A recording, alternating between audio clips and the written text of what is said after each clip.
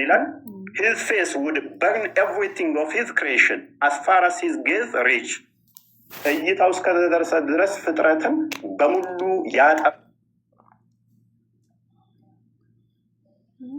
ያወድማል።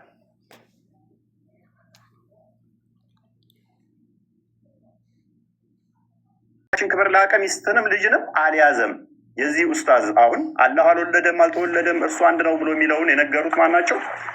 አጋንንቶች፣ ጂኒዎች። ቁርአንህን ነው መረጃ እየከፈትኩበት ያለሁት ቁርአንህ ነው። ቁርአንን ሜቢ አታውቀው ከሆነ አላውቅም።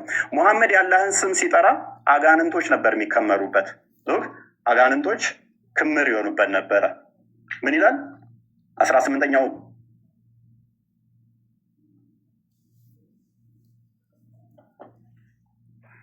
ተቆርጣል ፎይ ተቆርጣል።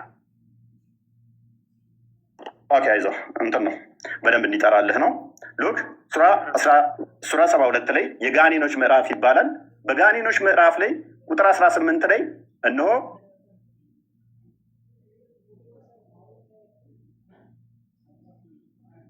አላህን የሚጠራው ሆኖ በተነሳ ጊዜ ጋኔኖች በእርሱ ላይ ድረብረብ ሊሆኑ ቀረቡ። አጋንንት ነበር የሚከመሩበት መሐመድ የአላህን ስም ሲጠራ ማለት ነው። ይኸው ቁርአንን እኔ አይደለሁም ያልኩት ቁርአንን ያለው ታጥቦታል። ሱናን አቢ ዳውድ 46:95 ላይ ታጥቧል አልታጠበም? ይኸው በሁለት እጆቼ ለፈጠርኩት ከመስገድ ምን ከለከለ ይላል። እጁን ሳይታጠብ ነው ያለው ወይንስ ታጥቧል? አላህ ጭንቅላት ይኖረው አይኖረው አይታወቅም።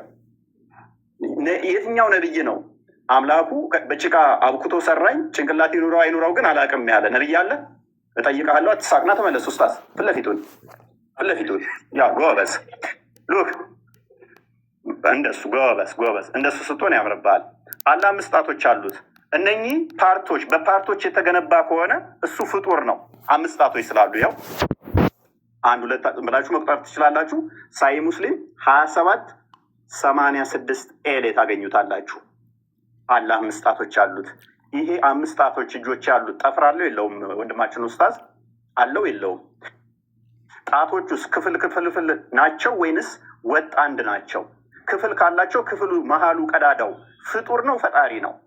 በፓርቶች የተገነባ ከሆነ እሱ ፍጡር ነው፣ የፍጡር ባህሪ ስለሆነ ማለት ነው። ስለዚህ አላህ በምንም ተአምር ፈጣሪ ሊሆን አይችልም፣ ምክንያቱም የፍጡር ባህሪን ፕሮሰስ ስላደረገ። ሱራ 2:223 ላይ ሴቶቻችሁ ለእናንተ እርሻ ናቸውና በፈለጋችሁት ሁኔታ ድረሱ ይላል። ይሄ ቁርአን ክፍል ነው። አላህ ይህንን የቁርአን ክፍል ይቀረዋል አይደለ ወይንስ አይቀረውም? ማለቴ ቁርአን የአላህ ቃል ነው፣ ዘላለማዊ ቃሉ ነው፣ ፍጡር አይደለም ብላችሁ የምታምኑ ከሆነ ፍጥረት ከመፈጠሩ በፊት አላህ የአላህ ባህሪ ከሆነ ቁርአን ወይንም ደግሞ ፍጡር ካልሆነ ቁርአን ቃሉ እነሆ ሴቶቻችሁ ለእናንተ እርሻ ናቸውና በፈለጋችሁት ሁኔታ ድረሱ የሚለውን ይቀራል ወይንስ አይቀራል? የሚቀራ ከሆነ ፍጥረትን ሳይፈጥር አላህ ሴቶቻችሁ ለእናንተ እርሻ ናቸው ሲል ብቻውን ነው የሚለው። ምክንያቱም በድምፅ እንደሚናገር ስለምታምኑ እንደዛ መረጃው ስላለ። ኦኬ አላህ በምኑ ነው የሚስቀው? እንደሚስቅ ሀዲስ ላይ ስላለ ይኸው ሳያል ቡካሪ ቮሊም 8 ላይ ኡስታዝ እንደዚህ ክፈትሽ መረጃ በኋላ በደንብ እንደዚህ ኦኬ በደንብ እንደዚህ በክፈት እንድለምድ ማለት ነው። ለወደፊትም መረጃ እንደዚህ ነው። አየህ አላህ ይስቃል። ይኸው በምኑ ነው የሚስቀው? በእጁ በእግሩ በምኑ ነው የሚስቀው? ኦልራይት አላህና ደጃል በምንድን ነው የሚለያዩት? አላህ ከደጃል በምን ይለያያል? ኦኬ እንደዚህ ይላል እዚህ ጋር ይኸው መረጃው ኡስታዝ መረጃ ስጠይቅ ለወደፊትህ እያያዝክ ሳያል ቡካሪ ቮሊም 4 ላይ ነው መክፈትን ለመድራስ the prophet mentioned al-Masih al-Dajjal in front of the people saying Allah is not one-eyed while al-Masih al-Dajjal is blind in the right eye. look al-Masih Dajjal ወይንም ደግሞ የኢሳ ተቃራኒ ወይንም ደግሞ የኢሳ ባላንጣ የሆነው አልመሲህ ደጃል አንድ አይና ነው፣ አላህ ግን አንድ አይና አይደለም ይላል። አላህ ከደጃል ጋር ለምንድን ነው እሱ በአይን እንዲለይ ያደረገው? ማለት መሐመድ ሌላ መንገድ አጥቶ ነው? ጌታችሁ አንድ አይና አይደለም ደጃል ግን አንድ አይና ነው ብሎ ለምን ኮምፔር ላደርጋቸው ፈለገ? አላህ እንደሚሮጥ ቡሃሪ ላይ ተመዝግቧል። ቡሃሪ 74:05 ላይ the prophet said Allah says I'm just as my slave thinks I am. If he comes to me walking, I go to him running. ቀጥታ እንደምትቀበሉ እናንተ ዋብያ እንደመሆንህ መጠን ሜይ ቢ አላቅም ካልሆንክም ኤክስኪውዝ አደርጋለሁ። እንዴት ነው እሱ የሚሮጠው? በእጁ ነው የሚሮጠው? በጭንቅላቱ ነው የሚሮጠው? በምኑ ነው የሚሮጠው? መሮጥስ ማለት ምን ማለት ነው? የሚያስረሳ ማን ነው? ሴጣን ቢያስረሳ ከትውስታ በኋላ ከበደለኞች ህዝቦች ጋር አትቀመጥ ይላል።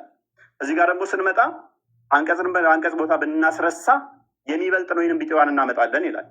ቅድም ሴጣን ምናምን ብለሃል። ይኸው ቁርአንህ ላይ እኮ ነው ያለው። ቁርአንህ ነው ያለው። ገሃነም በምንድን ነው የምንሞላው? ገሃነም ሰውና ፍጥረታት ይጥላል ወደ እንትን ውስጥ the people will be thrown into the hellfire and it will say are there any more to come? ሰዎች ወደ ገሃነም ውስጥ ይወረወራሉ። ምን ብላ ትጠይቃለች? የቀረ አለ እያለ ትጠይቃለች።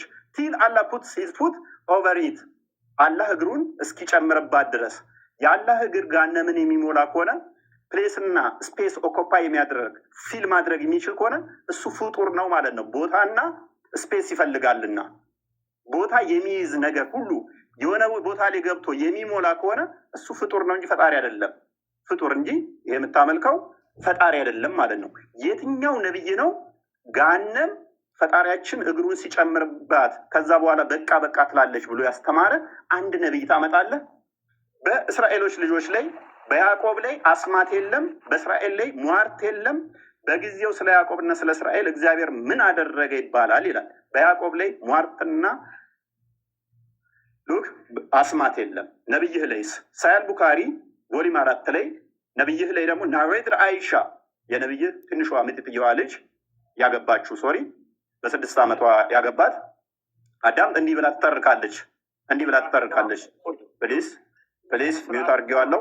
አልቃት ትግባ።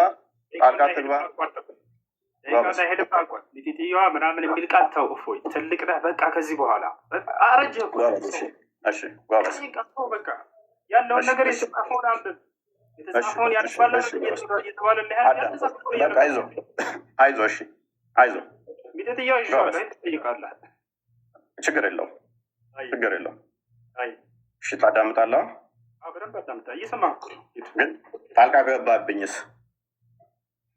ቃልህን አስተካክል። እፎይ ሌላ አልተባልክም። ፖለቲካ አትስራ። በቃ ጣልቃ ገባብኝ እንዴት እናድርግ? በኋላ ጣልቃ ትገባብኛለህ? አገባም ወይንም ይህንን ኮንፊርም አድርግልኝ። አልገባም። አብሽር። ግን ቃላቶችን አስተካክል ለተከታዮች ስትል ማለት ነው። ይኸውልህ እኔ ምንም ያጠፋሁት ነገር የለም። ስለዚህ ጣልቃ እየገባህ ግን አንተ እያስቸገርክ ነው አይደለም? ከየት ነው ያመጣኸው? ቆይ አዳምጥ። እሺ እኮ ጣልቃ አትግባ። አዳምጥ እኮ ተራዊን አይደለም ወይንስ እንዴት ነው? ዝም ብለህ መረባበሽ ነው የፈለከው? በቃ ይቅርታ። በቃ ቀጥል። እንዳትወጣ ደራህ እንግዲህ እንዳትወጣ ቀጥል። ጎበዝ። ስለዚህ ያለው መረጃ ታመጣለህ ካሁን በኋላ ስታወራ፣ ግን ጣልቃ አትግባብኝ በተቻለ መጠን። ወደፊቱ ይህንን ልመድሽ፣ ይህንን ትለምዳለህ። ይቅርታ በልሽ። ያው ጣልቃ አልገባም በል። እስኪ በጣም ይወረድ። ቀጥል ብትል ወላሂ ለዚህ አለቀም። ዛሬ ወዴት ባትሄድም እጄ ገብተሃል። ዛሬ በ4 ዓመትህ ማለት አሁን ቀጥል። ዝም ብለህ ቀጥል እኮ ጣልቃ አልገባም በላ። ኦኬ ጣልቃ ከገባ ግን እየረበሽክ ስለሆነ ወደኋላ እንመልሰው ሰዓቱን አለ ልታፈገፍግ ነው አይደል? ወላሂ አለቀም። ዛሬ ወረብ መልካም አለቀም።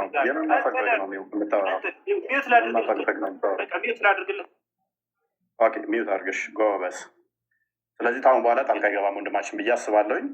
ምንም እንትን ያልነው ነገር የለም። ኤኒዌይስ እያየ ሆኗል። ደቂቃውን አስጀምርላለሁ። ኦኬ አይሻ እንደተረከችው እንግዲህ በመጽሐፍ ቅዱስ ላይ አስማትና ድግምት አይሰራባቸውም። አይሻ እንደተረከችው ደግሞ magic was worked on Allah's prophet so that he began to fancy that he was doing things which he was not actually doing. Look, ድግምት ተሰርቶበት ያላደረገውን ያደረገ ይመስለው ነበር ትላለች አይሻ። ሌሎች መዛግብት ላይ ደግሞ የተገናኘ ከሚስቶቹ ጋር ይመስለው ነበር ብላ ትላለች ማለት ነው። ስለዚህ ወንድማችን እንዴት ነው እሱ የትኛው ነብይ ነው ማለት አላህ ይወጣል ይወርዳል ብሎ የሰበከ አንድ ነብይ ልታመጣልን ትችላለህ? ከሌሊቱ 1/3 ሲቀር አላህ ይወርዳል ሲል በምኑ ነው የሚወርደው?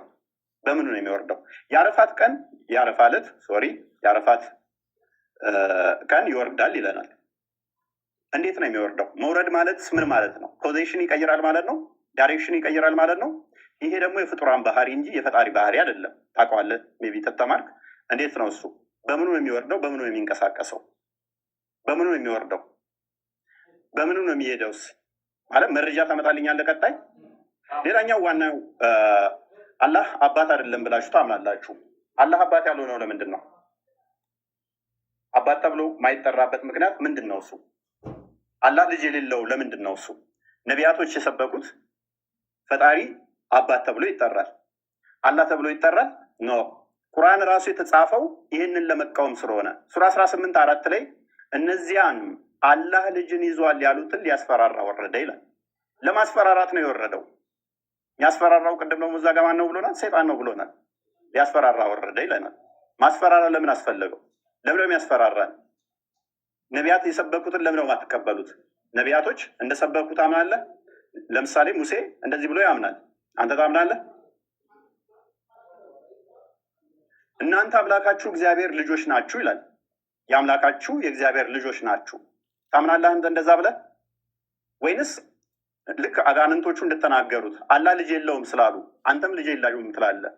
መጽሐፍ ቅዱስ ራሱ የተጻፈው ኢየሱስ ሉክ በዚህ መጽሐፍ ያልተጻፈ ሌላ ብዙ ምልክቶች ያደረጋቸው አሉ። ነገር ግን ኢየሱስ እርሱ የክርስቶስ የእግዚአብሔር ልጅ እንደሆነ ታምኑ ዘንድ አምናችሁም በስሙ ሕይወት ይሆንላችሁ ዘንድ ይህ ተጽፏል። የማን ልጅ እንደሆነ? የእግዚአብሔር ልጅ እንደሆነ። ቁርአንስ የተጻፈው ለመቃወም፣ ይሄንን ተቃውሞ ደግሞ የሰይጣን ነው። ለምንድን ነው ለመቃወም የመጣው? አላህ ማለት የሰይጣን ከሆነ ለመቃወም ለምን መጣ? ለምንድን ነው እሱ ይህንን የተቃውሞ እምነት የመሰረታችሁት? አላህ ምንም ልጅ ያሌለበት ምክንያት ምንድን ነው እሱ? ኦኬ ምናልባት ይህንኛው ይሆን ቁርአናችሁ ስለሚናገር ማለት ነው። በዚህኛው ምክንያት ነው ብለህ ታምናለህ ኡስታዝ? ልጅ የሌለው ቁርአኑ እንደዚህ ስለሚል ልጅ የሌለው ምክንያቱ ምንድን ነው እሱ? አላህ ለምንድን ነው ልጅ የሌለው? አባቴ የማይባልበት ምክንያት ለምንድን ነው እሱ? አይ ቲንክ በዚህ ይመስለኛል። እርሱ ሰማያትና ምድርን ያለ ቢጤ ፈጣሪ ነው ይላል። በደንብ አስተውል። ቁርአን ነው የሚለው። ለእርሱ ሚስት የሌለችው ሲሆን እንዴት ለእርሱ ልጅ ይኖረዋል? ነገርን ሁሉ ፈጣሪ ነው ፈጠረ። ሶሪ ልጅ የሌለው ለምንድን ነው? ሚስት ስለሌለው። ለእርሱ ሚስት የሌለችው ሲሆን፣ በደንብ አስተውል። ለእርሱ ሚስት የሌለችው ሲሆን እንዴት ለእርሱ ልጅ ይኖረዋል? ይህንን ከምን አንጻር ነው? ከአጋንንቶች ጋር ነው አሁንም ያለው። ከአጋንንቶች ጋር ለምንድን ነው አላህ እንደዚህ የተያዘው? ምክንያት ይኖረው ይሆን? ትመልስልን ይሆን ኡስታዝ? በመረጃ እንደዚህ እያወጣ ትመልስልን ይሆን? የአላህ እጆች ቀዝቃዛ ናቸው። ቅዝቃዜ ደግሞ በደንብ አስተውሉ። ቅዝቃዜ ከአንዱ ወደ አንዱ ሙቀት መቀበል አለበት ማለት ነው፣ ቀዝቃዛ ከሆነ። ይህንን ሎክ ሙሐመድ ምን ይላል? then I saw my Lord look sorry in the most high and the last of appearance, so I saw him place his palm between my shoulders. I sensed the coolness of his fingertips. የጣቶች መዳፎች አሉት። አላህ መዳፍ አለው፣ ጣቶች አሉት። እነኚህ ፓርቲሽን አለው ማለት ነው። እንደዚህ ፓርቲሽን አለው። እጅ እንደዚህ መዳፍ ካለው ቀኝና ግራ ካለው ይካበባል ማለት ነው። የሚያዋስነው የሚያካልለው አለ ማለት ነው። የሚያዋስነው የሚያካልለው አለ አላህን ማለት ነው። ይሄ ደግሞ የፍጡር ባህሪ አይደል እንደ ኡስታዝ? አላህ ይህን እንደት ነው የምታምኑት? ምን ብላችሁስ ነው የምታምኑት? ሌላኛው ፍጡር አይደለም ብላችሁ ቁርአንን ቃሉን ያላህ ቃለው ፍጡር አይደለም ብላችሁ ታምናላችሁ። ለምሳሌ አሊፍ ላም ሚም፣ ይሄ ያላህ ባህሪ ነው። ፍጥረትን ከመፍጠሩ በፊት አሊፍ ላም ሚም ይላል። ይሄ ምንድነው እሱ ትርጉሙ? ለአላህ ምንድነው እሱ ይሄ ባህሪው ከሆነ? ምክንያቱም በድምፅ እንደሚናገርም ስለምታምኑ ማለት ነው። በድምፅ የሚናገር ከሆነ በድምፅ መናገር የጀመረው አላህ ፍጥረትን ከፈጠረ በኋላ ወይንስ ከመፍጠሩ በፊት በድምፅ ይናገር ነበር አላህ? ይኸው በድምፅ እንደሚናገር ባህሪ 47:11 ላይ አላህ ሊትራሊ ድምፅ አለው ብላችሁ ስለምታምኑ፣ ስለዚህ ችን ሲቀራት ማለትም ለጅብሪል ሲነግረው አሊፍ ላም ሚም ብሎ ነው። አንተ ታርመኛለህ ኡስታዝ ስለሆንክ የእሱ ድምፅ እንዴት እንደሆነ በድምፅ ስለምታምኑ። ፍጥረትን ከመፍጠሩ በፊትስ ይህን ድምፅ ይጠቀመው ነበር ወይ? ምክንያቱም ድምፅ ደግሞ ሶሊድ፣ ሊኩዊድ ወይም ጋዝ እነኝህን ስቴቶች ይፈልጋል ለማለፍ። የአላህስ ድምፁ በምን ውስጥ ነበረ? ፍጥረትን ከመፍጠሩ በፊት የሚተላለፈው። እነኚህ ደግሞ እነኚህን የሚፈልግ ድምፅ የሚፈልግ ከሆነ እሱ ፍጡር ነው ማለት ነው። አሊፍ ላሚም ብቻውን ፍጡር ነኝ ፍጡር አለችም። ኡስታዝ ምን ብልሃት ነው የምታምነው?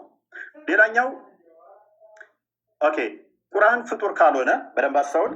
ቁርአን ፍጡር ካልሆነ ኦኬ በገረጣ መልክ ይመጣል ይላል። ታምናለህ እሱን?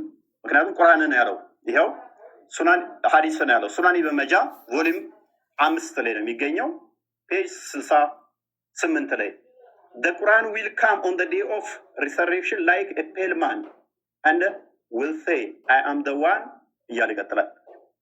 አምላክ ቃሉ ፍጡር ካልሆነ በቂያማ ቀን ደግሞ የገረጣ ሰው ሆኖ የሚመጣ ከሆነ ስንት ፍጡር ያልሆኑ ታመልካለህ ኡስታዝ? ስንት ፍጡር ያልሆኑ ነው የምታመልከው? ሌላኛው ተውሂድን ታምናለህ አይደለ? ተውሂድ ታምናለህ ብዬ አምናለሁ። ቃል ላይ ጥገኛ ከሆናችሁ ተውሂድ የሚል ቃል ማለትም ያስተማረ ነብይ ይኖርን ማለት በሶስት ከፍሎስ ያስተማረ ይኖርን ተውሂድ የሚልን ተውሂድ አልአስማኡል ሲፋት፣ ተውሂድ አልሩቢያ፣ ተውሂድ አልኡሉሂያ ብሎ ያስተማረ አንድ ታመጣልኝ ይሆን? ከነቢያት ውስጥ አንድ ማስረጃ ታመጣልኝ ይሆን? ወይንስ ተውሂድ አታምንም ማለት እኛን ስትጠይቀን ይሄ አንተ ጋር እንደሚመጣ አላወቀው? ተውሂድን ታምናለህ ወይንስ አታምንም? ምታምን ከሆነ ከነቢያት አስተምሮት ውስጥ ስለ ተውሂድ አንድ የምታመጣው ነገር አለ? አምላካችን ተውሂድን ገልጾልናል ብለህ ምታምን ከሆነ ማለት ነው። ወይንስ አታምንም? ይሄንን ታምናለህ አታምንም? ኦኬ አላህ ወደ ቅርቢቱ ሰማይ የሚመጣ ከሆነ በደንብ አስተውል። ወደ ቅርቢቱ ሰማይ መምጣት ብቻ ሳይሆን በደመና እንደሚመጣ ታምናላችሁ። በደመና የሚመጣ ከሆነ መቼ? በቂያማ ቀን ከመላእክቱ ጋር በደመና ውስጥ በደመና ጥላ ውስጥ ሆኖ ይመጣል። ስለዚህ ፍጡር ውስጥ ይገባል ማለት ነው። አላህ ሁለት ቀኝ እጆች ካሉት አላህ ፊትና ኋላ ካለው ደመና ውስጥ የሚገባ ከሆነ ፍጥረት ያካብበዋል፣ ያካልለዋል፣ ያዋስነዋል ማለት ነው። እሱ የፍጡር ባህሪ ነው፣ ፈጣሪ ሳይሆን። ፍጥረት የሚያካብበው ከሆነ ፍጡር ይሆናል ማለት ነው። ይኸው አላህ እና መላእክቱ ከደመና በሆነ ጥላ ውስጥ ሊመጧችሁ እንጂ አይጠባበቁም። ጥላ ተጠልቶለት የሚመጣው አምላክ በደመና ውስጥ የሚመጣው አምላክ የሚያካብበው የሚያካልለው የሚያዋስነው ካለ ይሄ ሊትራሊ ፍጡር ነው፣ የፈጣሪ ባህሪ አይደለም ማለት ነው። ኡስታዛችን ይህንን ማወቅ አለብህ። እግዚአብሔር ማንንም አይመስልም። በማን ትመስሉኛላችሁ? ከማን ጋር ታስተያዩኛላችሁ? እንመሳሰል ዘንድ ከማን ጋር ታስተያዩኛላችሁ ይላል። እግዚአብሔር በማንም አይመሰልም፣ በማንም አንዴ ከማንም ጋር አይተያይም ማለት ነው። ስለዚህ ለእግዚአብሔር መጣ፣ ሄደ፣ ቆመ፣ ተነሳ ተብሎም አይነገርም። እግዚአብሔር ምን ስለሆነ መንፈስ ነው። እግዚአብሔር መንፈስ ነው።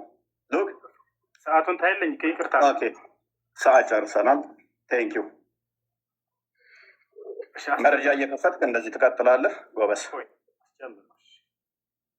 እንግዲህ ልናወራ የመጣ ነው አርእስቱ እንዳያችሁት የነቢያት አምላክ የትኛው ነው የሚል ነበር። ግን ልጁ ርዕሱ ምን እንደሆነ ራሱ አላወቀ መሰለኝ፣ ወይንም ደንግጧል። መሐመድ እንደዚህ ሆኖ አይሻ እንደዚህ ሆነ፣ መሐመድ ድግም ተሰርቶበት፣ መሐመድ አጋንንት ምናምን። አምላክን ንገረን እንጂ ሳትነግረን ሰዓት እኮ አለቀ። አምላኩን ሳያስተዋውቀን ሰዓቱ አለቀ። መሐመድና አይሻ ላይ ደንግጧል ይሄ ልጅ። ወይንም በቃ የሚያውቀው ይሄ ልጅ ስለ አይሻና ስለ መሐመድ ብቻ ነው ማለት ነው። ስለ አምላኩ አይገም። ለማንኛውም እያነሳ ይሄ በአንተ ዘንድ እንዴት ነው እያለ የሚጠይቀው ነገር አለ። ያንን እስኪ እናንሳለን። ይወቻል ምንድን ነው አንዴ አላህ ከሙስሊሞች ከቁርአኖች ምናምን አይታወቅም የሚል ቃል መጀመሪያ ሲያነሳ ነበር። ይወቻል እግዚአብሔር ከኢትዮጵያዎች ይሄ ስም አይታወቅም